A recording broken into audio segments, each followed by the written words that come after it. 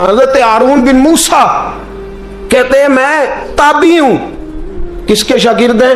हजरत अनस बिन मालिक के रदियल्लाहु ताला अन्हु। हुजूर के गुलाम के जिन्होंने दिल पर जानी डिठा ओ अखियां ही तक लिया। गुलाम के गुलाम,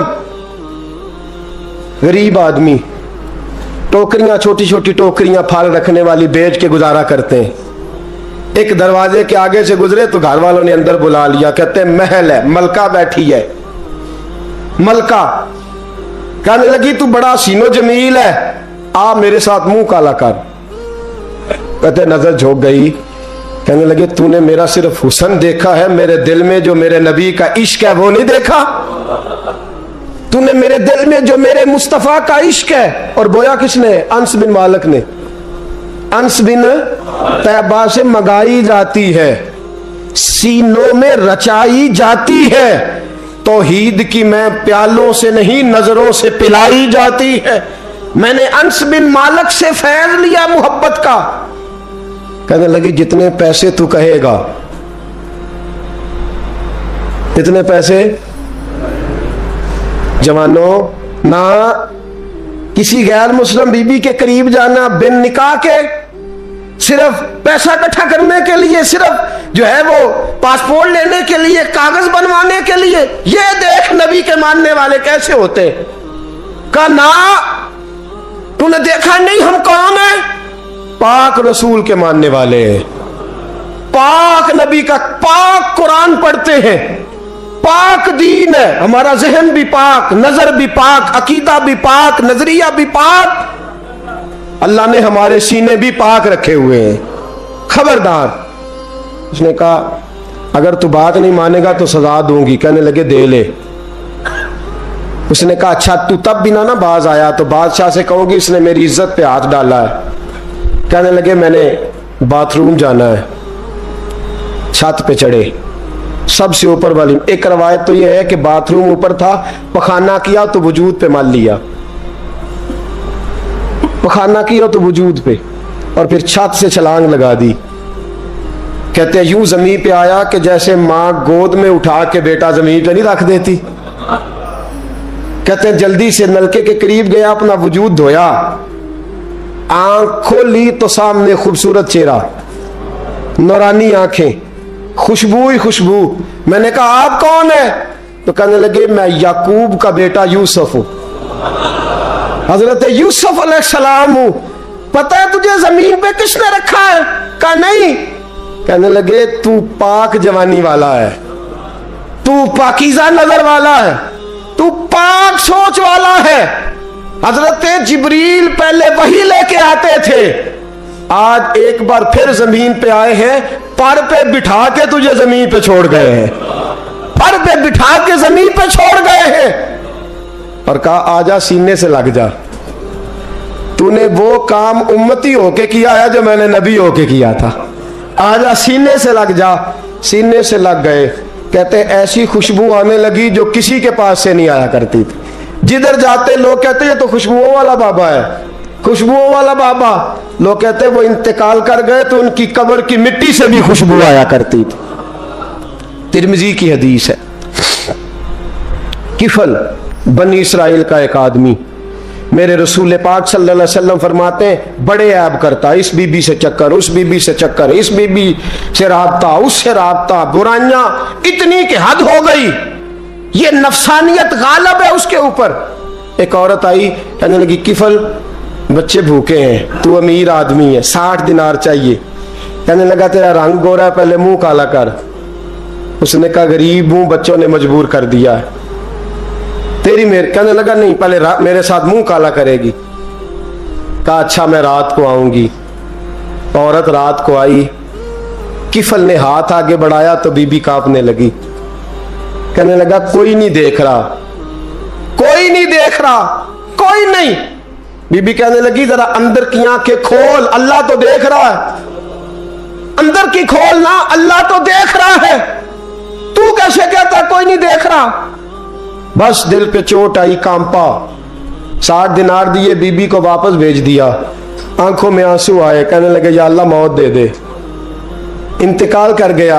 मेरे रसूल पाक के लफ्ज है तिरमिजी में, फरमाया सवेरे दरवाजे पे लिखा था कद गफर अल्लाहु लिल किफ्ल, लोगों गवाह हो जाओ अल्लाह ने किफल की बख्शिश फरमा दी है, अल्लाह ने माफ। अगर वो इतने ऐबों के बाद बाज आ गया तो माफ कर दिया। आ मेरे दोस्त हम भी बाज आ जाए। आ जब जुमे की नमाज में सर सजदे में रखे तो कह या अल्लाह उम्मत की सारी बेटियां मेरी बहनें हैं, या अल्लाह सारी बहनें मेरी बहनें हैं। ऐ अल्लाह मैं जिसको देखूंगा बहन की नजर से देखूंगा, जिसको देखूंगा बेटी की नहीं। और याद रखें रसूल पाक सल्लल्लाहु अलैहि वसल्लम ने फरमाया जिसको नमाज में मजा नहीं आता, जिक्र में मजा नहीं आता, वो नजर पाक कर ले। अगर नजर पाक हो गई तो इबादत में दिल लगने लग जाएगा। हदीस है, दिल लगेगा। और लित्तय्यबीन लित्तय्यबात, अगर तू पाक रहेगा तो तेरा घर भी पाक रहेगा, अगर तू पाक है तो तेरा बिस्तर भी। कुरान का फैसला है, मैं नहीं कहा। लिल खबीसीन लिल खबीसात, अगर तू गंदा है तो मत उम्मीद रखना कि तेरे घर में पाकीज़गी रहेगी। जैसी करनी वैसी भरनी पर बात आइंदा जुमे करूंगा, लेकिन ये इतनी सी बात याद रखे। फरमाया कुरान ने कि पाक मर्दों के लिए पाक औरतें होती हैं और खबीस मर्दों के लिए। ये कुरान कह रहा है, मैं नहीं कह रहा, कोई कौल नकल नहीं कर रहा। गंदे मर्द और उनके लिए और पाक मर्द।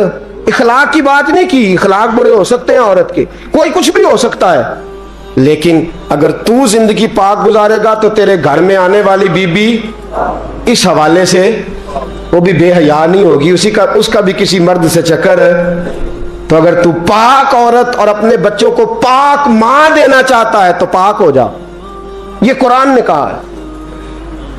मुल्ला रूमी कहते हैं एक शख्स था, बड़ा नेक आदमी, सुनार का काम करता था, बड़ा नेक और बड़ा लोगों का, गरीबों का ख्याल रखने वाला। छोटा सा बच्चा उसने उठाया, बेचारा लावारस था, घर लाया, पाला। उसकी बीवी ने मां बन के बच्चे को पाला, जवान हो गया। वो सुनार कहता है जिंदगी भर नजर खराब नहीं हुई, पता नहीं क्या जुर्म हुआ, बुढ़ापे में औरत के हाथ में चूड़ी डालने लगा तो उसकी नर्मो नाजो खूबसूरत कलाई ने मुझे मायल किया, शावत के साथ हाथ रखा, बस हाथ रखा, घर गया तो बीवी दरवाजे पे खड़ी है। मैंने कहा क्या हुआ, दरवाजे पे खड़ी है? कहने लगी सच बता, तूने आज कोई गुनाह किया है? सच बता, तूने कोई जुर्म किया है? मैंने कहा क्या हुआ? कहने लगी वो बच्चा जिसे मैंने मां बन के पाला है, आज उसने गंदी नजर से मेरा हाथ पकड़ लिया था। मैंने तो उसे कहा कि तू मेरा बेटा है तो मेरा हाथ, तूने क्या जुर्म किया है? वो चक सजदे में गिर गया, कहने लगा अल्लाह मेरी बच्चियों की हिफाजत कर ले, अल्लाह आज के बाद ये जुर्म नहीं करता, मेरी बीवी की हिफाजत फरमा, मेरे घर को संभाल, आज के बाद नहीं करता। अभी दुआ करके उठा नहीं कि वो नौकर गुलाम, वो ले पालक बच्चा पीछे खड़ा हो गया। कहने लगा आका मुझे पता नहीं चला कैसे जुर्म हो गया, मैंने अपनी माँ से भी माफी मांग ली है, खुदा से भी मांग ली है, आपसे भी मांगता हूं। उसके मुंह से माफी के जुमले निकले, धड़ाम से जमीन पे गिरा, उसकी रूह परवाज कर। अगर तू चाहता है तेरा घर बच जाए तो मेरे दोस्त अपनी नजर को बचा। नजर शैतान के तीरों में से एक तीर है। जवानों अगर कभी मैसेज करने हुए किसी को तो मेरे मुस्तफ़ा करीम सल्लल्लाहु ताला अलैहि वसल्लम के दीन का पैगाम मैसेज करो। किसी को कहो कि यार फलां जगह अच्छी तकरीब होने वाली है, चलो चले, आज मैंने इतना दुरूद पढ़ा है, तू भी इतना पढ़, इस काम लगाओ ना पैकेजेस। पर आपको आज तक समझ नहीं आई मेरे दोस्तों कि ये अंग्रेज ने हमें पैकेज दिए किस लिए? ये गंद को फरोग देने के लिए, वरना 1.5 घंटा 2-2 घंटे कौन बात करता है? सुबह 7 से रात 7, रात 7 से सुबह 7 का किस लिए? वो चाहता है नौजवानों कि तुम्हें नबी पाक का इश्क से तुम्हारी तार तोड़ के तुम्हें औरत के दामे फरेब में उलझा दे, तोड़ दो उसकी सारी चालें, नाकाम कर दो उसके सारे हरबे, नजर पाक कर ले, रूह पाक कर ले। और जिन लोगों का काम ही खवातीन के साथ मुलाकात का है, खुदा रहा अल्लाह से डरो। जब भी कोई बीबी दरवाजे पे चढ़ो समझो कि ये आज मेरी बहन सौदा लेने आई है, ये मेरी बेटी सौदा लेने आई है, ये मेरे घर में रहने वाली मेरी भांजी और भतीजी, और एक आपसे मेरी मिन्नत है, ये कजनों वाला मामला खत्म करें। अगर भाई नाराज होता है तो कोई अर्ज नहीं, खाला नाराज, उसे कहो कजन तो कजन से मैंने देखा हाथ मिला रहे लड़के लड़कियां, और ये भी खुदा रहा दिकियानुसी, असल दिकियानुसी ये है तू मेरे छोटे भाई के कपड़े ही नहीं धो के देती।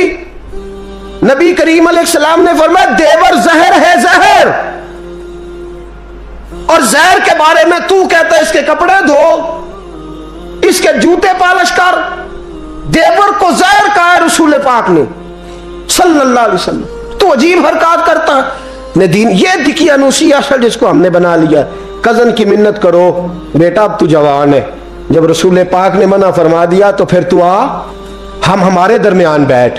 कोई इजाजत नहीं कजन को कि कजन को मोटरसाइकिल पे बिठाए और बाजार ले जाए, कोई इजाजत नहीं किसी को कि वो किसी के साथ इस किस्म का कोई ताल्लुक जो है उसको परवान चढ़ाए। घर में जरूर आए, बैठे जरूर, लेकिन जहां सब लोग बैठे हैं वहां बैठे मुख्तर वक्त। और आप चूंकि नौजवान बैठे हो, आप किसी के कजन हो, किसी के आप कुछ लगते हो, अव्वल तो किसी के घर जाओ ना।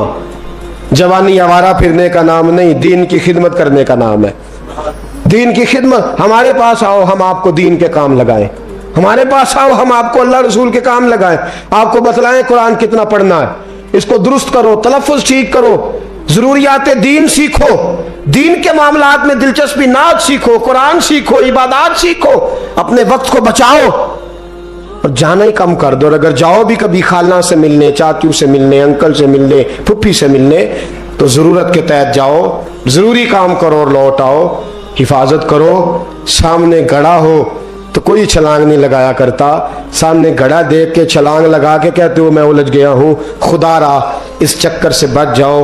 वकुल लिल मुमिनीना यगुद्दु मिन अबसारिहिम, अल्लाह फरमाते हैं हबीब इनसे फरमाइए कि मोमिनो नजरें झुका के रखो, वयहफज़ू फुरूजहुम, अपनी शर्मगाह की हिफाजत करो, ज़ालिका अज़का लहुम, ये बड़ी पाकीज़ा बात है। इन्नल्लाह खबीरुम बिमा यस्नऊन, बेशक अल्लाह तुम्हारी हर बात से बाखबर है। हमेशा मिदहत खैरुल आदाम में गुजरे दुआ अल्लाह के बंदे के लिए, नबी पाक अलैहिस्सलाम के गुलाम के लिए ज़रूरी करार दिया है। वो तीन खूबियां हैं, सादगी, आजिज़ी और कनात।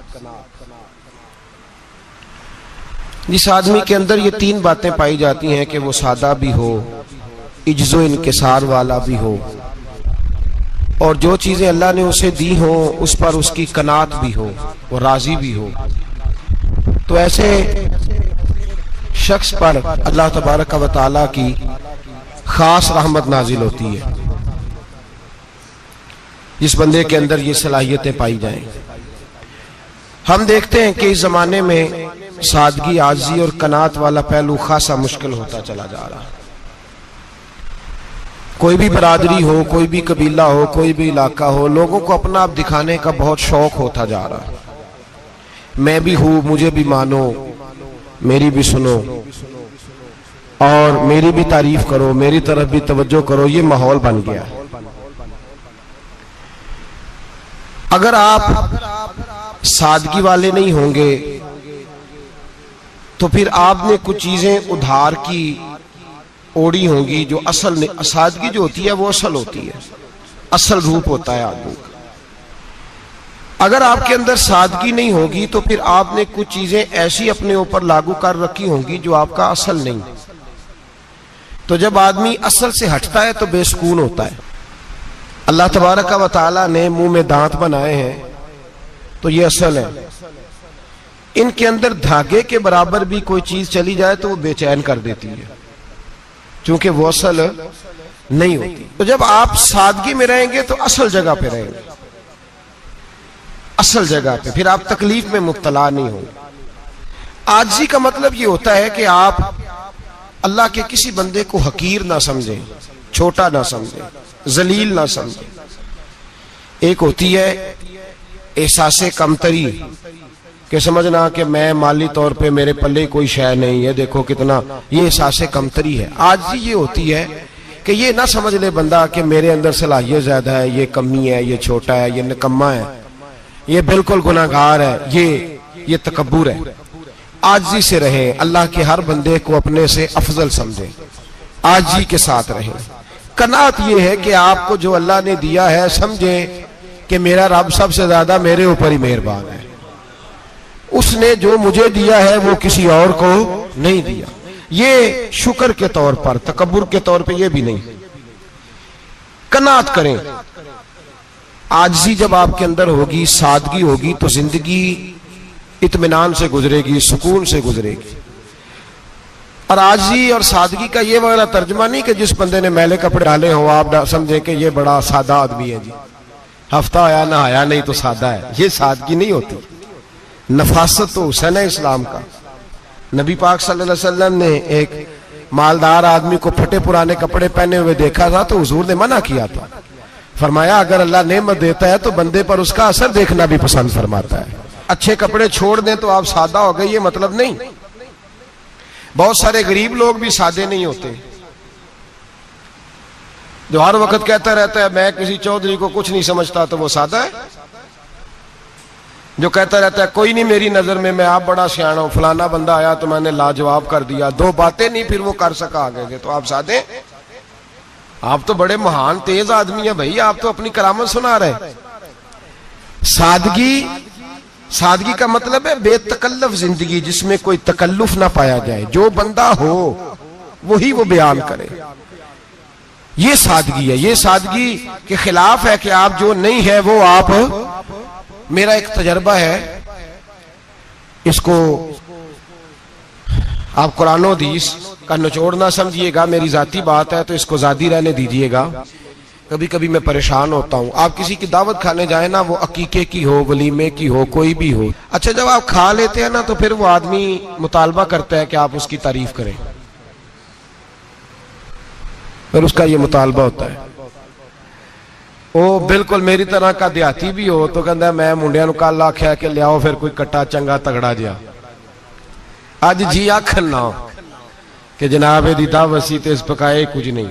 वो फिर जिसले कट्टा एडा वधिया लिया के नाई अगे रखिया तो उन्हें पहली बारी इंज दा वेखिया सी, उन्हें फिर बनाया कि कमाल कर छड़ी। मुतालबा क्या है उसका भला? तो आखे कि जिंज दी तुसां रोटी पकाई मैं कदे नहीं खादी। ये हर आदमी का मुतालबा, हर आदमी।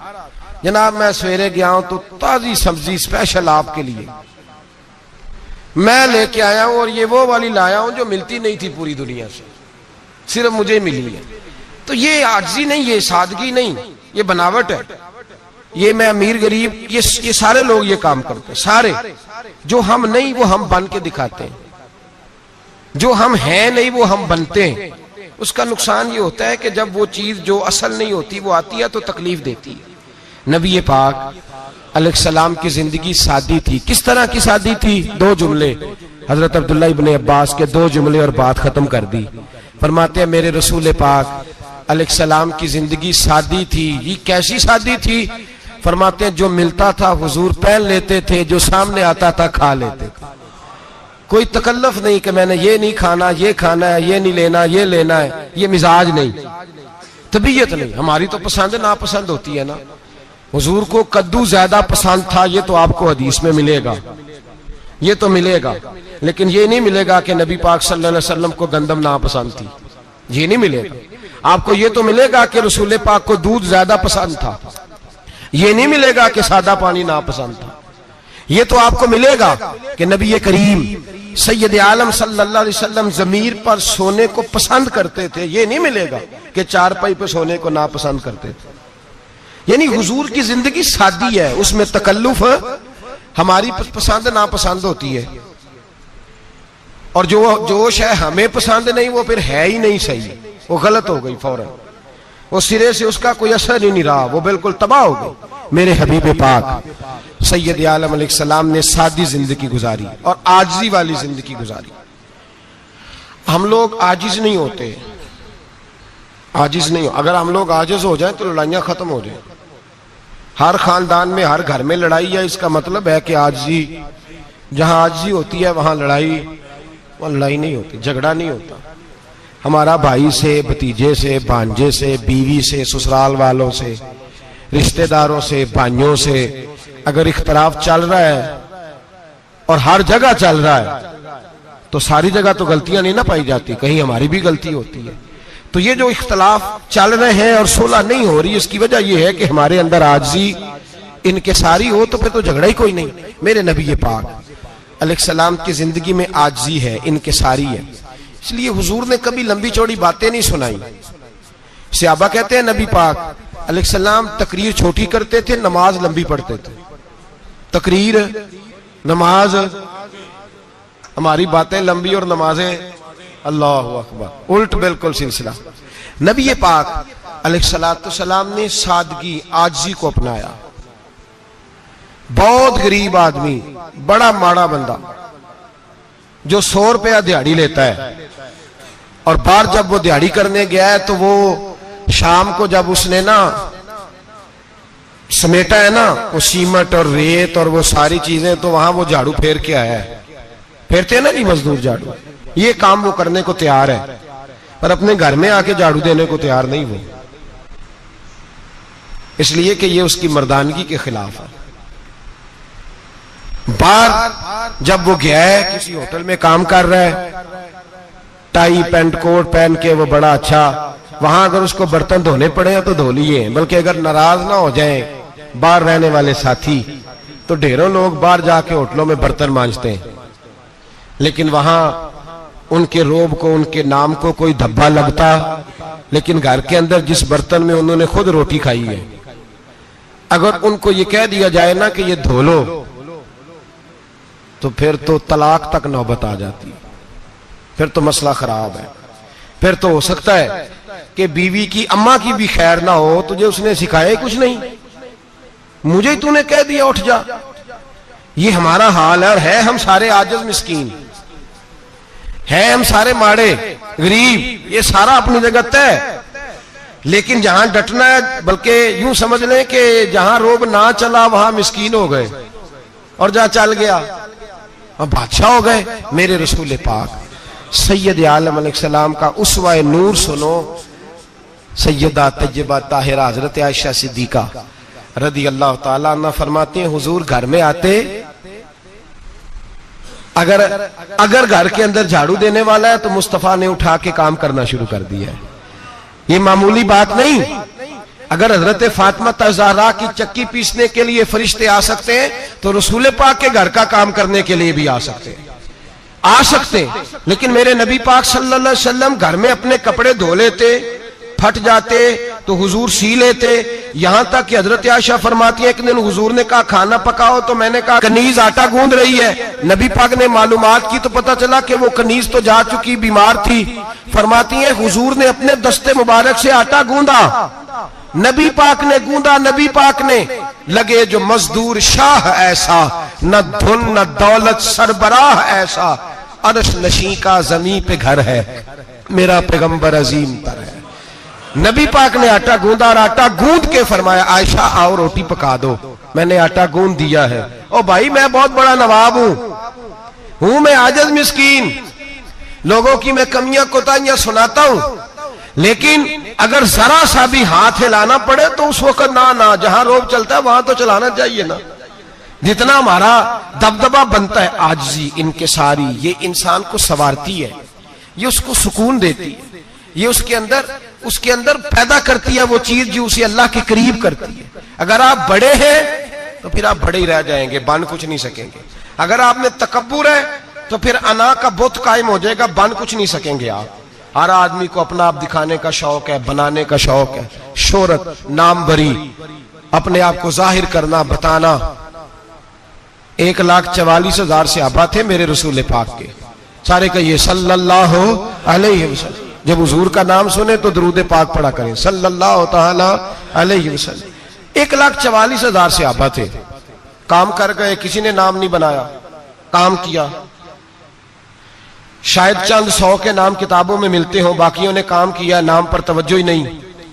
और कुछ ऐसे भी थे जो आए नहीं, बात मानी है मेरे नबी पाक की, हजरत वैसे करनी रदी अल्लाह, तशरीफ नहीं लाए, घर रह के वे हुजूर की बात मानी है। माँ की खिदमत करो, नहीं आए, खिदमत करी, तशरीफ नहीं लाए, घर रह के बात मानी। दर्जा क्या दिया मेरे रसूल पाक अलैहिस्सलाम ने? ड्यूटी लगाई मौला अली शेर खुदा की, हजरत उमर फारूक रदी अल्लाह ताला, फरमाया मेरा जुब्बा ले जाना और मेरे अवैस से मिलना और उसे कहना मेरी उम्मत की बख्शिश की दुआ मांगे। भाई घर रह के बात मानी, कोई शोरा नहीं, कोई नाम नहीं। इमाम अब्दुल वहाब शौरानी कहते हैं करन के लोग उन्हें रोड़े मारते थे, और उनसे पूछते थे तेरा नाम क्या है, तो जनाब वैसे करनी फरमाते थे अगर तो कयामत में बख्शा गया तो नाम बता दूंगा, और अगर वहीं अड़ गया तो नाम से क्या रह जाएगा, यहां तो लिखा रह जाएगा। और फिर दुआ मांगी, इमाम शौरानी ने लिखा है दुआ मांगी हजरत अवैस करनी ने, ए अल्लाह मैंने जिंदगी छुप के गुजारी है, मुझे जाहिर ना करना, मैं सिरापा मखजन राज था और रहा था मुद्दतों राज में, ये तो तेरा शौक के दीद कशा कशा मुझे खींच लाया मजाज में। ए अल्लाह मैंने पर्दे में वक्त गुजारा, अल्लाह मस्तुरना बिसुत्रिकल जमील, ए अल्लाह बस मुझे पर्दों में रखना, पर्दों में उठ बुलिया चल उथे बसिए, जिथे बस देनी सारे ही अन्ने, ना कोई साडी जात पछाणे ना कोई सानू मन्ने। ए अल्लाह मुझे पर्दा दे, शोहरत नहीं चाहिए, मेरा नाम ना हो, कोई जाने कोई पहचाने ना, बस मैं तेरा हूं तो छुप के तेरे पास आ जाओ। इमाम फरमाते अल्लाह 70,000 फरिश्ते कयामत के दिन हजरत अवैसे करनी की शक्ल के पैदा करेगा और उन फरिश्तों के अंदर छुपा के जनाब अवैस को अपनी और अपने महबूब की बारगाह तक ले जाएगा, चूंकि वो छुपे रहे, जरूरत नहीं, मैं सिरापा मखजन राज था, मैं तो रहा था मुद्दतों राज में, ये तो तेरा शौक के दीद कशा कशा मुझे खींच लाया मजाज में, शौक नहीं, मुझे भी पूछ लो, मेरा भी नाम ले लो। अब तो इस कदर ज्यादा अना का बुत आ गया, रोटी खिलाओ, जिसको खिलाई उसकी फोटो खींच के फेसबुक पे दो, पानी पिलाया तो पहले उसकी फोटो दे लो, अगर सलाम लिया तो पहले छोड़ दो यार, बस करो, ये अना के बुत बना लिया हम लोगों। किस चक्कर में पड़ गई है दुनिया। एक गरीब को 2, 4, 5 रुपए क्या दे दिए, एक आटे का थैले का दे दिया, 4 अखबारों में खबर दे दी, ये आजी है, ये तरीका है। अब तो लोग यहां तक रियाकारी करने लगे, नमाज पढ़ने के लिए आते हैं तो पहले फोटो खींच के आते हैं, जुम्मे की तैयारी करते हुए, बस कर दें, बस करें, कहीं रुकें, किसी जगह स्टॉप करें, अपने अंदर इंकिसारी पैदा करें, जो खत्म हो गया वो बच गया, जो अपने आप को बनाता रहा वो कभी बन ना सका, बचा वही जो रब की बारगाह में मिट गया। हमारी तो उम्र गुजर गई है अपने आप को तामीर करते, सारी जिंदगी गुजर गई, मेरा भी नाम लो, 30 साल में रह के आया हूं जी सऊदी अरब के फलाने महल्ले में, किसी से मेरा नाम पूछोगे तो पहुंच जाओगे। क्या होते थे आप वहां, क्या नाम पूछे, वहां तो बादशाहों के नाम अब कोई नहीं लेता, मिट गए, जो आए थे चले गए। गखड़ आना तो चौक से किसी से भी पूछ लेना, मैं भी होता हूं, क्या होते हो। यहां बड़े लोग थे जिनका तूती बचता था, खत्म हो गए, तू और मैं भी जाने वाले, और जमाना आएगा, मिटने के लिए दुनिया आई है। अगर दुनिया में खुद ब खुद अपने आप को मिटा के रखोगे तो अल्लाह इज्जत अता फरमाएगा। हम तो इतना खड़े हुए हैं कि बहनों से, भाइयों से, ससुराल से, रिश्तेदारों से कट गए, बिल्कुल, इसलिए कि बुत नहीं टूट रहा अंदर का। मेरे नबी पाक सैयद आलम अलैहिस्सलाम के गुलाम बड़ा कुछ थे, पर उनकी जुबानों पे कभी कुछ होने का जिक्र नहीं आया। बड़ा कुछ थे वो, बड़ा कुछ थे। हजरत अबू बकर सिद्दीक रदी अल्लाह बड़ा कुछ थे ना, क्या बात थी। मेरे मुस्तफा करीम सैयद आलम सल्लल्लाहु अलैहि वसल्लम ने फरमाया, अबू बकर मेरा वो खलील है कि दुनिया में भी मेरा सज्जन है, कयामत में भी मेरा दोस्त होगा, दुनिया और आखिरत में वही अबू बकर है। मोहल्ले में 7 गरीब बच्चियां रहती हैं, वो कहती हैं हमारी बकरियां, बाप फौत हो गया, बकरियों का दूध धो दो, तो अबू बकर सिद्दीक बकरियों का दूध धोने चले जाते हैं, उनके घर का काम काज करके आते हैं। सैयदना उमर फारूक, मेरे नबी पाक अलैहिस्सलाम ने फरमाया, फरिश्ते 950 साल मेरे उम्र की शान बयान करें तो खत्म नहीं हो सकती। इतना बड़ा शख्स उमर फारूक, इतना बड़ा आदमी। एक दिन ऐलान किया उमर फारूक ने, लोगों मस्जिद में आओ, बात करनी है। अमीरुल मोमिनीन का पैगाम है, सारे मस्जिद में आ जाए। खचाखच मस्जिद नबी सहाबा से भर गई, और ऐसा जब ऐलान होता था तो सहाबा दौड़ के आते थे, शायद को जंग है, शायद किसी ने हमला कर दिया है, शायद कोई नई बात है। दौड़े आए लोग, मस्जिद नबी खचाखच भर गई। सैयदना फारूक आजम रदी अल्लाह तआला अन्हु मिंबर पे बैठे, हजरत अब्दुर्रहमान इब्ने औफ रदी अल्लाह तआला अन्हु फरमाते हैं कि सहाबा तजस्सुस के देख रहे हैं कि पता नहीं किसी तरफ से पैगाम नहीं आ गया, कोई काफिर हमला नहीं करने लगा, अल्लाह जाने क्या हुआ है, बड़ी परेशानी है। उमर बैठे, अल्लाह की हम्द की, नबी पाक सल्लल्लाहु अलैहि वसल्लम पर दुरूद पढ़ा, और फिर उमर फारूक बोले, फरमाने लगे, मैं जब मक्के में रहता था ना तो कभी घर में कहत आ जाता था, कभी कहत आता था घर में, बकरियों के दूध खुश्क हो जाते थे, गंदम नहीं मिलती थी, पानी नहीं होता था। तो फरमाया मेरी अम्मा मुझे खाला के घर भेज देती थी। कबीला बनु मखजूम, उस कबीले में मेरी खाला की शादी हुई थी, तो वो मालदार लोग थे, उनके पास ज्यादा बकरियां, ज्यादा ऊंट, ज्यादा गायें, ज्यादा खेत थे। हजरत उमर फारूक फरमाने लगे मैं उनके घर जाता तो मेरे खालू समझ जाते कि उमर को इसलिए भेजा गया है कि कहत आ गया है। फरमाते हैं वो मुझे सवेरे बकरियां चराने ले जाते, शाम तक मैं उनकी बकरियां चराता। अमीरुल मोमिनीन उमर, एक तरफ मसला यह है कि कैसर और किसरा की दीवारें हिल रही हैं उमर के नारों से, और इधर उमर मिंबर पे बैठ के खुतबे दे रहे हैं। फरमाते मैं बकरियां चराता, शाम तक खाला के घर जाके मजदूरी करता, और फरमाते शाम होती तो एक मुट्ठी किशमिश मुझे देते वो। आप फरमाते मैं बड़े कद वाला था, एक मुट्ठी किशमिश मिलती है, कभी एक मुट्ठी खजूरें, मैं शाम को खा के सो जाता। कई कई महीने यूं ही गुजरते तो मेरी अम्मा का पैगाम आता कि हालात सही हो गया, मेरे बेटे को भेज दो। ये बात कही, हजरत उमर रोने लगे और फिर कहने लगे अब वो वक्त आया है कि लोग मुझे अमीरुल मोमिनीन उमर कह के पुकारते हैं। बस ये दो बातें की। उमर ने कहा चलो जोहर का वक्त हो गया, अजान पढ़ो, उठो नमाज पढ़े, उठो। अजान हुई, इकामत हुई, जनाब उमर ने नमाज पढ़ाई, लोग चले गए तो सैयदना अब्दुर्रहमान इब्ने औफ जराना था जनाब उमर से, बाजू पकड़ के कहने लगे उमर सियाना बंदा यार, तू ये दो बातें सुनाने के लिए इतना मजमा इकट्ठा किया था, ये दो बातें कहने के लिए कि मैं खाला के घर जाके मजदूरी करता था तो एक मुट्ठी किशमिश मिलती थी, एक मुट्ठी खजूरें, ये कहने के लिए कि मैं बकरियां चराया करता था। तो हजरत उमर फारूक रदी अल्लाह ताला अन्हु फिर रोए, फिर आंखों में आंसू आए। कहने लगे अब्दुर्रहमान आज ना मिस्र शाम से कुछ लोग आए थे और वो बता रहे थे कि उमर तेरा डंका वहां भी बड़ा बजता है। वो मुझे कह रहे थे तेरे नाम के वहां भी बड़े दबदबे हैं, बड़े तज़किरे हैं। तो मेरा नफ्स मुझे कह रहा था उमर देखा देखा तू यहां बैठा है और वहां तेरे नाम का शोर हो रहा है, मुझे इसने बड़ा किया है। तो मैंने आज मुस्तफा के सारे गुलाम इकट्ठे करके अपनी औकात बता दी है। मैंने अपनी औकात बताई है कि मैं कुछ नहीं, कोई शय नहीं, कोई चीज ही नहीं, असी किसी से कुछ नहीं जे लगदे, ना कोई साडा दर्दी। मैंने बताया है कि मैं तो किसी के बकरियां चरा के एक मुट्ठी किशमिश लेके गुजारा किया करता था। गुजारा मुझे मेरे कुछ साथी ना ले गए गुजरांवाला सर्दियों के मौसम में, मुझे कहने लगे स्वेटर पसंद कर ले अपनी मर्जी का। तो मैंने कहा यार मुझे तो वही मजा आता है जो मेरी अम्मा क्रोशिये से बनाया करती थी, वही वो पहले अब्बा पहनते थे, फिर वही स्वेटर बड़ा भाई पहनता था, फिर हमारे खाते में आ गया। और फिर उसकी तारीफें होती थी गुर्बत छुपाने के लिए, उसकी तारीफें होती थी बड़ी बड़ी मेहनत से बना है जी, क्या बात है, बड़ा गर्म है, तो अब छोटे भाई को दे दिया जाए। हमने कहा वही जमाना देखा है, वही रंग देखा हुआ है और उस पर फख्र है। अब तो लोग जब कुछ हो जाता है ना, दो चार लोग जानने लगते हैं तो लोग फटाफट दावा कर देते हैं खानदानी रईस आजम हो, बड़ी बात है। ऐसी कोई बात नहीं, जिसको अपना आप याद रहता है उसे खुदा भी याद रहता है, जिसे अपना आप याद रहता है उसे रसूलुल्लाह भी याद रहते हैं, जिसे अपना आप याद रहता है उसकी नजर में दूसरे लोग भी कुछ होते हैं, दूसरे लोग भी कुछ होते हैं।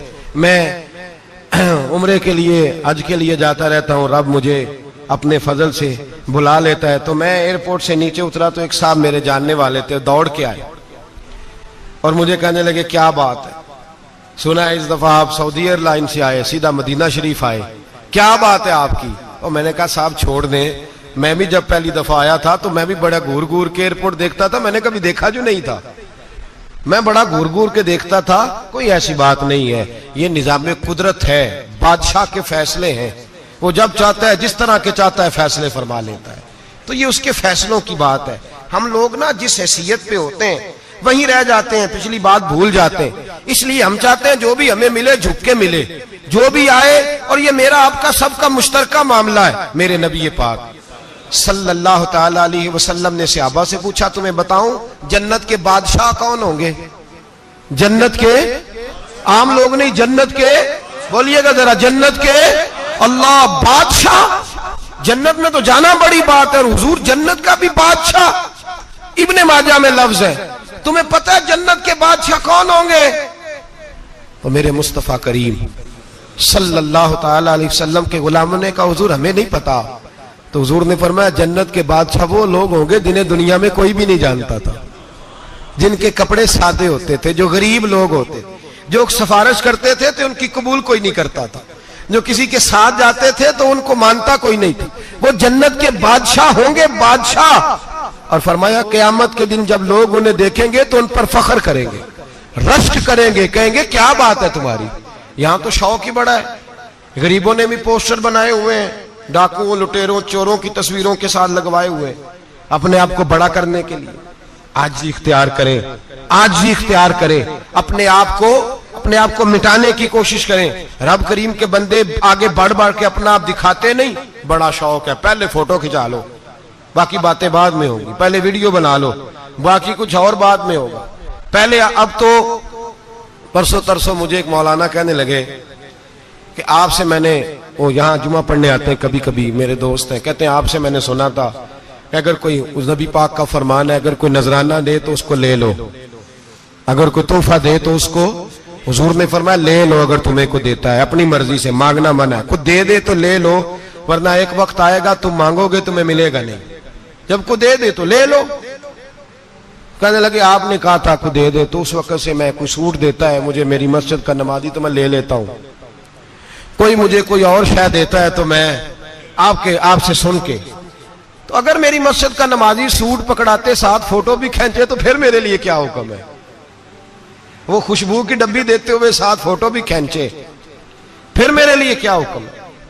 कहने लगे रमजान में ये हाल हुआ है कि लोग कपड़े दे रहे थे और फोटो खींच रहे थे, क्या चक्कर है, कहां चले गया। गरीब आदमी की इज्जत नफ्स को कुचल डाला पकड़ के। एक जोड़ा साल के बाद इमाम को दिया, उसकी भी तस्वीर खींच के फेसबुक पे दे डाली। ये हमारी आजिज़ी है, ये हमारा प्यार है, ये हमारा अंदाज है। भाई ये हम गलत रास्ते पे, गलत डगर पे चल निकले, हमें वापस आना पड़ेगा। मेरे नबी पाक अलैहिस्सलाम ने आजिज़ी को पसंद किया। हुजूर शोहरत से, नामवरी से दूर रहते। नबी पाक अलैहिस्सलाम ने आजिज़ी, इनकिसारी और सादगी और कनात इनको अपना के रखा, सीने से लगा के। ये नहीं कि माल नहीं आया, बहरीन से लाखों दिनार आए हुजूर के जमाना ज़ाहिरी में। तबूक के बाद फतुहात हुई तो लाखों दिनार आए, लेकिन हजरत आयशा कहती है हमारे घर में 4 दिन के बाद ही रोटी पकी है, हमने एक वक्त ही खाना खाया। लाखों रुपया आया है, पर हमारे घर के अंदर जो खाना आया है वो सिरका ही आया है। हमने रात अगर रोटी बच गई है तो सवेरे उठ के रात वाली खाई है। हमारे घर के अंदर वही हालात रहे, इसलिए कि मेरे नबी पाक अलैहिस्सलाम ने फरमाया मैं तुम्हारी दुनिया से हासिल करने नहीं आया, मैं तो मुसाफिर की तरह वक्त गुजारने आया। हम ज्यादा के चक्कर में निकले तो बड़ा कुछ कुचल के आ गए। बड़ा कुछ आजी जब पैदा होती है, इनकिसारी जब पैदा होती है, जब तवाज़ो आती है, फिर इंसान बनता है, फिर वो समझता है, फिर उसके अंदर तब्दीली आती है, फिर वो। और बुजुर्ग फरमाते हैं आजी वाले को नमाज में भी लज्जत आती है, वरना तो किसी ने पूछा था, एक शायर इस्लामाबाद में रहते थे, तो उनसे किसी ने पूछा कि आपका शहर किस तरह का है। उन्होंने कहा मेरा उस शहर अदावत में बसेरा है जहां लोग सजदों में भी लोगों का बुरा सोचते हैं। मेरा उस शहर अदावत में बसेरा है जहां लोग सजदों में भी लोगों का, नमाज पढ़ते हुए कहते हैं देखो कितनी बू आ रही है इससे, कपड़े नहीं बदल के आया, नमाज पढ़ते हुए भी साथ वाले के बारे में बुरा सोच रहे। जब आजी सैयद अहमद कबीर रिफाई रहमतुल्लाह ताला अलैह, ये सिलसिला रिफाइया के शेख हैं, आला हजरत रहमतुल्लाह अलैह ने इनकी बड़ी तारीफ लिखी है फतावा रज़विया में। मिस्र के अंदर सिलसिला रिफाइया और शाज़िलिया, बहुत सारे लोग इस सिलसिले में मुरीद हैं। सैयद अहमद कबीर रिफाई इतने बड़े सूफी थे कि मेरे मुस्तफ़ा करीम सल्लल्लाहु अलैहि वसल्लम के रोजे पर हाजिरी देने गए। नबी पाक की बारगाह में हाथ दुआ करें, अल्लाह हम सबको वहां हाजिरी नसीब फरमाए, अल्लाह हम सबको बार बार ये मौके अता फरमाए। सैयद अहमद कबीर रिफाई हाजिरी देने गए तो जब नबी पाक के गुम्बद पे पहुंचे तो कहने लगे या रसूलल्लाह मैं कब्र देखने नहीं आया, मैं तो दीदार करने आया। हुजूर ये तो ज़ियारत में करता रहता था, दीदार करने आया। ये कह के रोने लगे। इतनी देर रोए कि मेरे मुस्तफ़ा करीम ने अपना दस्ते मुबारक कब्र से बाहर निकाल दिया, हाथ मुबारक बाहर आया और 10,000 लोगों ने देखा। कितने लोगों ने? अब यहां भी लोगों को शक होगा जी कैसे बाहर आया, तो बुखारी सुना देता हूं, मसला जरा हल हो जाए। मस्जिद नबी की तामीर हो रही थी, तामीर तो कहते हैं कि दीवार नहीं, तामीर करते वक्त ना एक दीवार गिरी, ये बुखारी के लफ्ज है, दीवार गिरी तो एक पैर बाहर आ गया। पैर को देखा तो कहते हैं हाथ रखते थे तो उसमें बिल्कुल ऐसे था जैसे खून साइडों पे हो गया, बिल्कुल जिंदा। शोर हो गया कि ये नबी पाक का कदम मुबारक है, हुजूर का। बहुत सारे लोग इकट्ठे हुए, उलमा को बुलाया, पैर देखा तो कहने लगे नबी पाक का नहीं, ये तो सैयदना फारूक आजम का है। जब ये कहा ना फारूक आजम का है तो फिर एक शोर उठा कि ये हाल है उनके गुलामों का, तो सरकार का आलम क्या होगा। ये हाल है उनके गुलामों का तो फिर सरकार का आलम।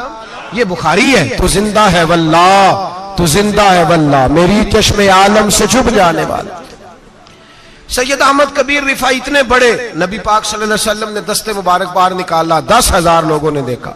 किसी ने हजरत सैयद अहमद कबीर रिफाई से पूछा कि बाबा इतना बड़ा दर्जा, इतना बड़ा मकाम कैसे मिला। तो बाबा जी कहने लगे जिंदगी में कभी किसी को हकीर नहीं समझा, किसी को कभी हकीर, कभी किसी को अपने से कमतर नहीं समझा। तो अल्लाह ने देखे ना, अगर आप नहीं समझेंगे तो उसके लिए भी आपको उन्वान मिल जाएंगे, और अगर समझना है अपने आप को बड़ा तो उसके लिए भी मौके मिल जाते हैं। हजरत शफीक बल्खी बहुत बड़े सूफी बुजुर्ग हुए, पर नौजवान थे, जवानी में ही अल्लाह ने बड़ा मर्तबा दिया। हजरत अब्दुल्ला बिन मुबारक बूढ़े थे, दोनों एक महफिल में इकट्ठे हुए। अब बगदाद सारा मानने वाला था और दोनों का मानने वाला था। आखिर में दुआ बुजुर्ग कराया करते थे महफिल के इख्तिताम पर। हजरत शफीक बल्खी जनाब अब्दुल्ला बिन मुबारक से कहने लगे आप दुआ करें, आप दुआ करें, आप बुजुर्ग हैं। अब जिसने जो मानना है उसे उसके लिए उन्वान भी मिल जाएगा। हजरत सैयदना अब्दुल्ला बिन मुबारक कहने लगे बेटे तू दुआ कर, तेरी उम्र थोड़ी है, तेरे गुनाह भी थोड़े हैं, तेरी उम्र थोड़ी है, तेरे गुनाह भी थोड़े हैं। तो सैयदना शफीक बल्खी कहने लगे नहीं हुजूर आप दुआ करें, आपकी उम्र ज्यादा है तो नेकियां भी तो ज्यादा ही है ना, नमाजें भी तो आपकी ज्यादा है ना, रोजे भी तो ज्यादा, रमजान भी तो आपकी उम्र में ज्यादा है ना, आज भी तो आपने ज्यादा। अगर आपने किसी को अपने से बड़ा समझना है तो उन्वान आपको मिल जाए, छोटा समझना है तो उसके लिए भी उन्वान आपको। बात तो ये है कि आप क्या करना, अगर आप किसी को हकीर समझना चाहते हैं तो बात खत्म हो गई। सैयद अहमद कबीर रिफाई फरमाते जिंदगी भर कभी किसी को हकीर नहीं समझा। अल्लाह की सारी मखलूक की क्या बात है। अल्लाह कुरान में कहता है इन्नल्लाह ला यस्तही अन यदरिब मसलन मा बऊदतन फमा फौकहा।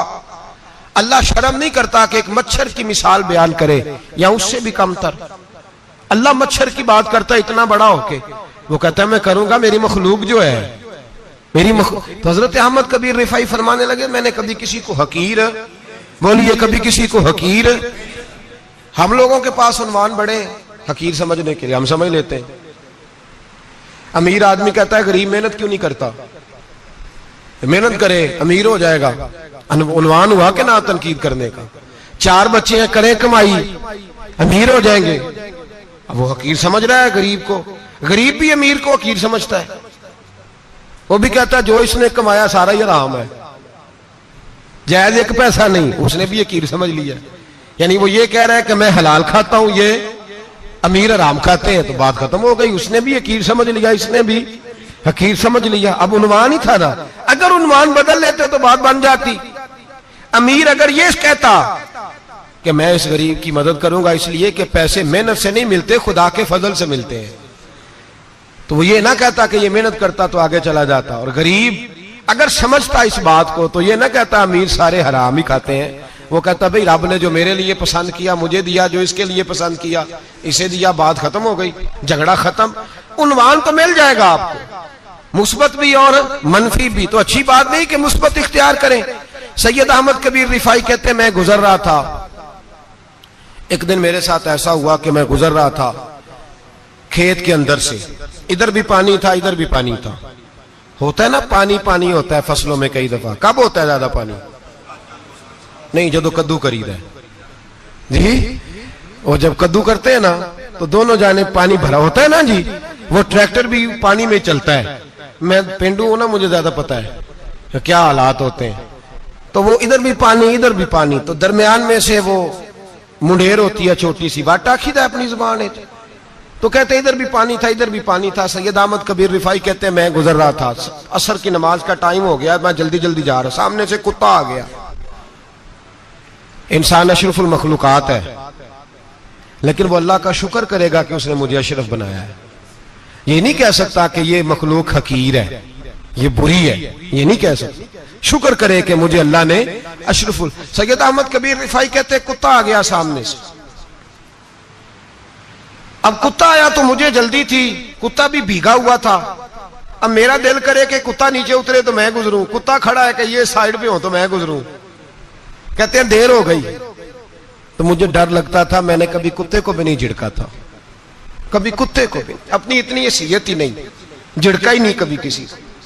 आप फरमाते हैं देर हो गई तो मैंने कहा या अल्लाह, हजरत सैयद अहमद कबीर कहते हैं मैंने कहा या अल्लाह इस कुत्ते को जुबान ही दे दे, मैं इसे कुछ समझा ही दूं, इसे जुबान ही दे दे, तू तो कादिर मुतलक है। कहते उसे जुबान दे दी।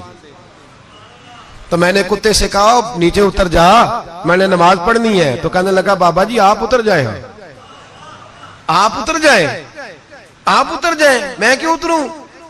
तो सैयद अहमद कबीर रिफाई कहते हैं मैंने उससे कहा कि बात यह है कि मेरे ऊपर नमाज फर्ज है, तेरे ऊपर फर्ज नहीं, तो मैंने नमाज पढ़नी है।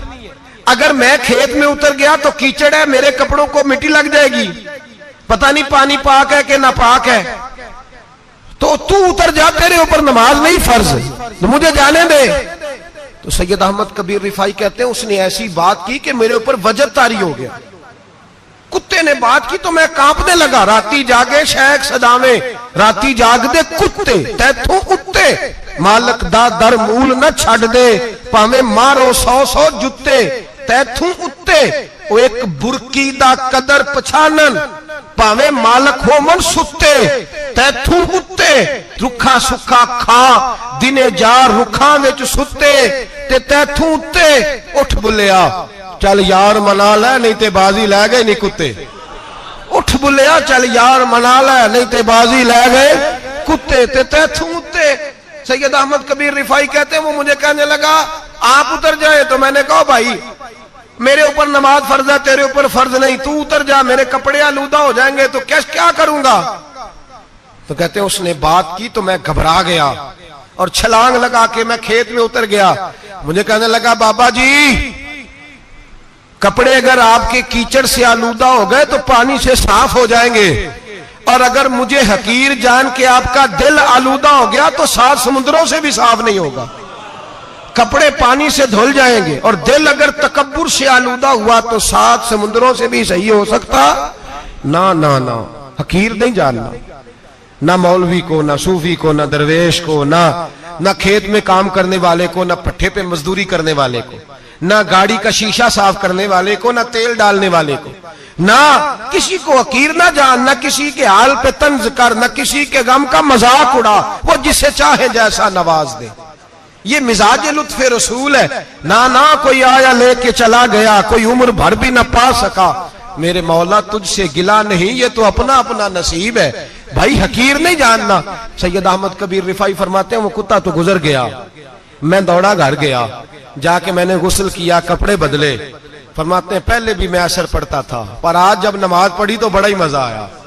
मैं सर सजदे में रखूं मेरा उठाने को जी ही ना चाहे, मैं रुकू में जाऊं तो मेरा सर उठाने को दिल ही ना चाहे, मेरा दिल करे आज मगरिब लेट हो जाए, आज सूरज देर से गुरूब हो, मैं आज सारा दिन असर ही पढ़ता रहूं। भाई जब तू आजिज़ी वाली पढ़ता है, जब तू इनकिसारी वाली पढ़ता है, जब तू हजरत सैयदना मुआविया बिन खुतैज रदिया, एक हजरत मुआविया बिन सुफियान है, एक मुआविया बिन खुतैज सहाबी है, वो कहते हैं मैं जंग फतह करके आया तो सख्त गर्मी का मौसम था, मुझे पता था कि उमर फारूक दोपहर को आराम कर रहे होंगे।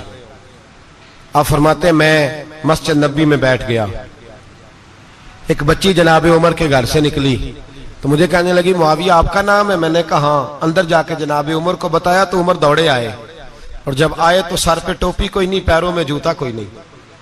कहने लगे मैं तेरा इंतजार कर रहा था, आज मुझे उम्मीद थी तू आएगा, तूने बताया क्यों नहीं? तो मैंने कहा हुजूर मुझे पता है रात सारी आप चेहरे पे कपड़ा डाल के मदीने की गलियों में रहते हैं, तो दोपहर को आप आराम करते होंगे, इसलिए मैंने कोशिश की कि आपको बेदार ना करूं, आप आराम कर रहे होंगे, इसलिए ये मैंने कोशिश की कि मैं बैठता हूं मस्जिद में, आराम करता हूं, जब आप आएंगे तो देखी जाएगी। हजरत उमर फारूक ने जलाल किया, फरमाया तू मुझे गाफिल समझता है कि मैं सो जाऊंगा? और आप फरमाने लगे मैं कौम का खादिम हूं जिसकी इतनी ज्यादा रियाया हो वो सो जाए चुप करके, मैंने जवाब नहीं देना अल्लाह की बारगाह में? फरमाया मेरे अमीरों की तरह सोने जागने के वक्त मुकर्रर नहीं, मैं कौम का खादिम हूं, जिस वक्त भी आया करो मुझे जगा लिया करो, मुझे कब्र में जाके खुदा को भी जवाब देना है, मोहम्मद मुस्तफा को भी जवाब देना है। मेरे भाई याद रखें, जब ये चीजें पैदा, और फिर हमने इन तकल्लुफात में, अब मैंने कई दफा ये बात बयान की है, अब तो लोग रिश्ते करते हैं तो डीसी कॉलोनी में किराए का मकान खरीदते हैं, 2-4 गैरों की गाड़ियां मंगा के दरवाजे के आगे खड़ा करते हैं, रिश्ता हो जाता है बड़ा घर देख के, और जब शादी के चौथे दिन पता चलता है कि ये किराए का मकान था, तो रिश्ते मकानों पे कायम नहीं होते, एतबार पे कायम होते हैं। वो एतबार टूटता है तो जिंदगी भर कायम नहीं होता दोबारा।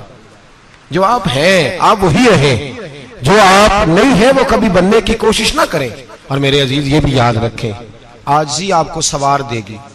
और वैसे भी हम अल्लाह के हुजूर जाने वाले, अगर पर्दों में छुप के चले जाएंगे तो बच जाएंगे, और अगर हम अपना आप दिखाते ही रहें, सारी जिंदगी इसी चक्कर में रहें कि मुझे भी पूछो, मुझसे भी मुशावरत करो, मेरी भी बात सुनो, तो ये अना की दौड़ तो खत्म ही नहीं होती।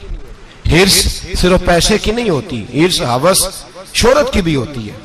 और नबी पाक सल्लल्लाहु अलैहि वसल्लम ने इसको भी बयान फरमाया है कि ये जो तेरे अंदर चीज पैदा होती है ना, मैं जाना जाऊं पहचाना जाऊं, इससे भी अपने आप को बचा। सहाबा के बाद जिस शख्स की खिलाफत सबसे मजबूत हुई वो हजरत उमर बिन अब्दुल अजीज थे। इतनी बेहतरीन खिलाफत की कि लोगों को हजरत उमर का जमाना याद आ गया। हजरत उमर बिन अब्दुल अजीज, इराक में रहने वाली एक औरत थी, उस औरत का खामद फौत हो गया तो 5 बच्चियां यतीम थी। वो इराक से चली और जनाब उमर बिन अब्दुल अजीज के पास आई कि आप मेरी बच्चियों का वजीफा लगा दें।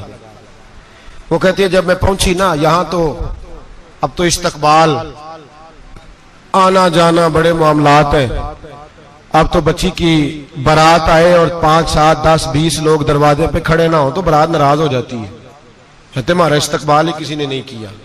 तो इस्तकबाल तो अब इस तरह है जिस तरह नशा नहीं होता, ये इस्तकबाल की हालत है, अमीरों से लेके गरीबों तक। मुझे पूछा ही नहीं किसी ने, कुर्सी नहीं दी, आगे नहीं बिठाया, ये वाला मामला है। और मैं मेरी तरह के लोग, नेक लोगों की बात नहीं करता। अब तो हम देखते हैं फलां मौलाना का इस्तकबाल हो रहा है, फलां के लिए लोग खड़े हो रहे हैं, नारे लग रहे हैं। और अब तो मैं देखता हूं ऐसे ऐसे हाथ लहराते हैं सूफी और दरवेश कहलाने वाले, जैसे सियासी लीडर लहराया करते। ये क्या तरीका हुआ? ये कौन सा तर्ज जिंदगी? मेरे नबी पाक सल्लल्लाहु अलैहि वसल्लम ने फरमाया जो ख्वाहिश करे कि मैं आऊं और लोग खड़े हों वो तो जहन्नमी है, तो दोज़खी है। सारे वही तरीके हम इख्तियार करते जा रहे हैं, वही प्रोटोकॉल है हर जगह। वो लोग जिनके दरवाजे खुले होने चाहिए थे वहां भी हर वक्त के लिए मामला तय हो गए। याद रखें मेरे नबी पाक अलैहिस्सलातु सलाम ने जो तालीमात दी, हजरत उमर बिन अब्दुल अजीज रहमतुल्लाह ताला अलैह। औरत कहती है मैं पहुंच गई, मैंने लोगों से पूछा घर कहां है, तो कहा वो जहां बोरी लटक रही है ना बाहर, टाट का पर्दा लगा हुआ है, वो हजरत उमर बिन अब्दुल अजीज का घर है। कहती है मैं दरवाजे पे दस्तक दी, एक औरत ने दरवाजा खोला तो मुझे बीबी जान के अंदर बुलाया। तो उनके घर के अंदर जब मैं दाखिल हुई तो बड़ा सारा सेन था, एक तानिम कुआं लगा था, एक तरफ एक बड़ा दरख्त था और एक छोटा सा बनाई हुई थी जगह बर्तन धोने के लिए। और बीबी ना बर्तनों को मिट्टी लगा के साबुन लगा के बैठी हुई थी, काम कर रही थी वो औरत। मुझे उसने दरख्त के नीचे बिठाया, पानी पिलाया। कैसे आई हो? मैंने कहा अमीरुल मोमिनीन से मिलना है। कहने लगी बैठो थोड़ी देर में आ जाते। कहती थोड़ी, मैंने समझा घर की कोई मुलाजमा है, मैं बैठ गई। थोड़ी देर गुजरी, फिर दस्तक हुई, उस बीबी ने उठ के दरवाजा खोला। तो जब वो शख्स अंदर आए तो कहने लगी बड़ी देर से बर्तनों को साबुन लगा के बैठी हूं, कहां रह गए थे? कहती है वो साहब कहने लगे बस जरा मसरूफ हो गया था, दौड़े गए, कुएं से पानी निकाला, बीबी को दिया, उसने बर्तन धोए। कहती है फिर थोड़ा सा सिरका और एक रात की रोटी वो लाई, उस शख्स ने खाई। मैंने कहा कि ये दोनों घर के मुलाजम हैं, मियां बीवी काम करते हैं। जब वो खाना खा चुके तो वो औरत मेरे पास आई, कहने लगी उठ के मिल लो अमीरुल मोमिनीन से। मैंने कहा कौन अमीरुल मोमिनीन? तो कहने लगी कब से तो आए हैं, ये जिसने कुएं से पानी निकाला यही मुसलमानों का अमीर है, और ये जिसने दरख्त के नीचे बैठ के सिरके से रोटी खाई है यही है। ये फरिश्तों की दास्तान नहीं, ये वो लोग हैं। मैं रात को भी कह रहा था एक जगह पे कि ये लोग जो है ना, जिनका आप रोज शिकवा करते हैं हुकूमतें बड़ी खराब हैं, ये कोई नहीं खराब, बिल्कुल खराब नहीं। जितने सियासी लीडर हैं सारे सही हैं। खराब वो लोग हैं जो इन्हें वोट दे के लीडर बनाते हैं, बिल्कुल खराब नहीं। मैं तो इनके हक में होता जा रहा हूं। नाराज हो गए ना आप लोग? अल्लाह करे तुसी हो जाओ तो अगले इलेक्शन च सियाने भी हो जाओ, आमीन तो कह दे। मैंने कोई मशवरा नहीं देना, इसलिए कि मेरी नजर में कोई ऐसा शख्स नहीं जिसके लिए मैं आपसे कह सकूं कि वोट दें। और हम तो ऐसी बात करें तो कई लोग नाराज होकर चले जाते हैं, लेकिन कोई परवाह नहीं, इसलिए कि ये दीन मेरे नबी पाक का दीन सिर्फ मस्जिद का दीन नहीं। इंशाअल्लाह आइंदा जुम्मे नजरिया पाकिस्तान बयान करूंगा और बताऊंगा कि पाकिस्तान का मतलब क्या, ला इलाहा इल्लल्लाह मुहम्मदुर रसूलुल्लाह सल्लल्लाहु अलैहि वसल्लम। हुजूर का जो कुरान नाफज होगा मस्जिद में, वो कुरान कचहरी में भी नाफज होगा इंशाअल्लाह। और वो कुरान नाफज होने आया है, असेंबलियों में वही कुरान नाफज होगा इंशाअल्लाह। और यही चिराग जलेगा तो रोशनी होगी। बयान करेंगे और डट के बयान करेंगे, आपको बताएंगे। बात जो बात समझा रहा हूं फिल वक्त वो समझे, मुजरम वो नहीं जो बड़ा बन के लूटता है, मुजरम वो है जो उसको सपोर्ट करता है, जिसने उसे बड़ा बनाया है। ये याद रख ले, हमारी कोई बचत नहीं होगी, हमसे पूछा जाएगा। हम सारे कचहरी में खड़े होंगे, अल्लाह सवाल करेगा कि तुम बताओ तुम इनके मददगार क्यों बने थे, तुम सपोर्ट क्यों करते थे, ये पूछा जाएगा और हमने जवाब देना है। बहरहाल आम दाम बरसरे मतलब जनाब उमर बिन अब्दुल अजीज रहमतुल्लाह अलैह के वो बीबी गई तो कहने लगी कि ये अमीरुल मोमिनीन ने कहा, वो उठ के हाजिर हुई, कहा हुजूर मैं इराक से आई हूं, मेरा खामद फौत हो गया, मेरी 5 बेटियां हैं, वजीफा लगा दे। वो बीबी कहती है मेरा दिल था कि यतीम बच्चियों का 100 दिनार साल का लगा देंगे तो बड़ी बात है। कहती है जब मैं उनके पास गई तो हजरत उमर बिन अब्दुल अजीज को बताया तो वो रोने लग गए और मुझसे माफियां मांगने लगे। मैंने कहा हुजूर आप क्यों माफी मांगते हैं? तो कहने लगे इसलिए माफी मांग रहा हूं कि तू मेरी रियाया में थी और तेरी 5 बच्चियां यतीम थी, तुझे खुद चल के आना पड़ा है, मेरा काम था तेरी खबर लेता, माफ कर दे अल्लाह की रिजा के लिए। उन्होंने वजीफा लिखना शुरू किया तो मेरी एक बच्ची का 1000 दिनार साल का लिखा। मैंने कहा अल्लाह तेरा शुक्र है। फिर दूसरी बच्ची का 1000 लिखा तो मैंने कहा अल्लाह तेरा शुक्र है। तीसरी का 1000, चौथी मैंने कहा शुक्र है। जब चौथी का लिखा तो मैंने कहा अल्लाह आपका इकबाल बुलंद करे, अल्लाह आपको हमेशा इसी तरह फलता फूलता रखे। कहते हैं जनाब उमर बिन अब्दुल अजीज ने कलम रख दिया, फरमाने लगे मैं 5वीं का वजीफा नहीं लिखूंगा, 4 बहनों से कहना बांट के इसे भी दे दे। कहा हुजूर क्यों? आप फरमाने लगे जब तक तू अल्लाह का शुक्र अदा कर रही थी मैं भी रब से जुड़ा हुआ था और अल्लाह से डर के लिख रहा था। अब तूने मेरी तारीफ की है, अब मेरी जात आ गई है, अब मैं अगर ये वजीफा लिखूंगा तो इससे अल्लाह राजी नहीं होगा, इससे मेरे नफ्स में रिया पैदा होगी। अब मैं 5वीं का नहीं लिखूंगा, जा और जाके इराक के गवर्नर को दे। बीबी कहती है मैं घोड़े पे बैठी और मैं चंद दिनों के बाद इराक पहुंची। जब सवेरे आके मैंने वालिए इराक को रुका दिया तो वो चीख मार के रोया। मैंने कहा क्या हुआ? तो कहने लगा बीबी आज रात को हजरत उमर बिन अब्दुल अजीज का इंतकाल हो गया, फौत हो गए, तो इंतकाल कर गए। कहती मैं भी तड़प के रोई। मैंने कहा मेरी यतीम बच्चियों का क्या बनेगा? तो वो गवर्नर कहने लगा तेरे वजीफे जारी रहेंगे, तुझे मिलते रहेंगे। तो कहने लगी कैसे? कहने लगा मैं अगर तो गवर्नर रहा तो तेरा वजीफा जारी रहेगा और अगर गवर्नरी से उतर भी गया तो मैं जाती तौर पे मालदार हूं, फिर भी तेरी बच्चियों के माहाना पैसे पहुंचते रहेंगे। मैंने कहा तू क्यों देगा? कहती वो रो पड़ा। कहने लगा अगर अमीर हजरत उमर बिन अब्दुल अजीज जैसे हो तो फिर अल्लाह गवर्नरों के दिलों में भी रहम डाल दिया करता है, फिर मेरे जैसे लोगों को भी वो बदल देता है। हजरत उमर बिन अब्दुल अजीज घर आए, 3 बेटियां थी। एक को आवाज दी, वो आई तो उसने मुंह पे हाथ रखा है। दूसरी को आवाज दी, वो आई तो मुंह पे हाथ रखा है। तीसरी को आवाज दी तो मुंह पे हाथ रखा है। आपने अपनी बीवी से कहा कि ये बच्चियां मुंह पे हाथ क्यों तीनों ने रखा हुआ, क्या बात है? तो बीबी रो पड़ी, कहने लगी 4 दिन हो गए मेरी बेटियां प्याज से रोटी खा रही हैं, 4 दिन हो गए। उनके मुंह से बदबू आती है, इसलिए वो आपके सामने आती हैं तो मुंह पे हाथ रख लेती हैं 4 दिनों से। बीबी रो रही है, हजरत उमर जलाल में आ गए। आप फरमाने लगे, तू ये रो रही है, तू रोई है, तूने मेरे घर में रह के अल्लाह की नाशुक्री की है, तू शुक्र अदा नहीं करती कि 3 वक्त प्याज और रोटी तुझे घर की 4 दीवारी के अंदर मिल जाता। रो रही है, और मैं आ मेरे साथ बाहर निकल, तुझे वो लोग दिखाऊं जो झोपड़ियों में रहते हैं और मांग के खाते हैं। आ तुझे दिखाऊं। इतनी नाशुक्री कि घर के अंदर प्याज पहुंच रहा है, रोटी पहुंच रही है, और तू कहती है मेरी बेटियां प्याज से खाती हैं, शुक्र कर फाके नहीं काटने पड़े। फिर अगले लफ्ज कहे तो रो पड़े। फरमाने लगे, मैंने तो मुस्तफा के वो हालात भी सुने हैं जिसमें कई दिन बीबी फातिमा ने फाके किए। तू घर के अंदर प्याज पहुंच रहा है, तू अभी भी